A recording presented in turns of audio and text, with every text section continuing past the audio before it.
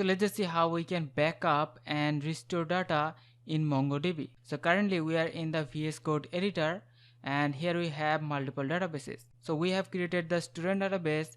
Inside we have the details collection, which contains 5 documents, so the details about multiple students. So let's now see how we can back up and restore this database. So if we go inside the bin folder of the MongoDB install directory, so here we have so many important files.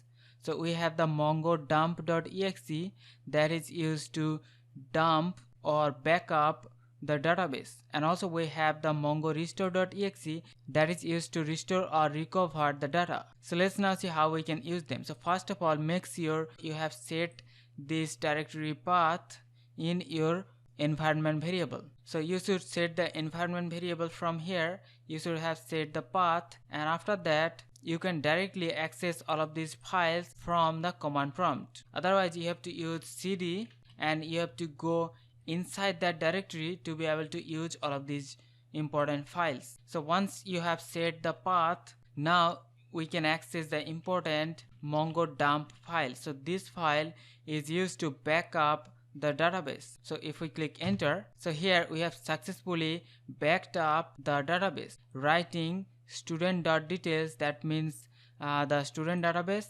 and the collection details. So it is writing to this dump folder. So that is the default dump folder, and also we can specify our own folder. So we have to write mongodump, and then we have to write -- out. Now we can mention the directory where we wanted to dump the backup files. So for now we're going to use the default backup folder, and now once we have done the backup, now we can drop the database. So let's just drop the student database. So we have successfully dropped the student database. So you can see we do not have the database. So let's now restore the database. Now to restore the database, we have to use this file mongorestore.exe. So here we can write mongorestore, and if we execute, so here it says successfully restored 5 documents. So now if we refresh, so you can see we have our student database restored back, and inside that we have the details collection, and also we have the 5 documents also restored successfully. So this is the way we can back up and restore our database. So that's it for the video. We'll see you in the next one. Take care.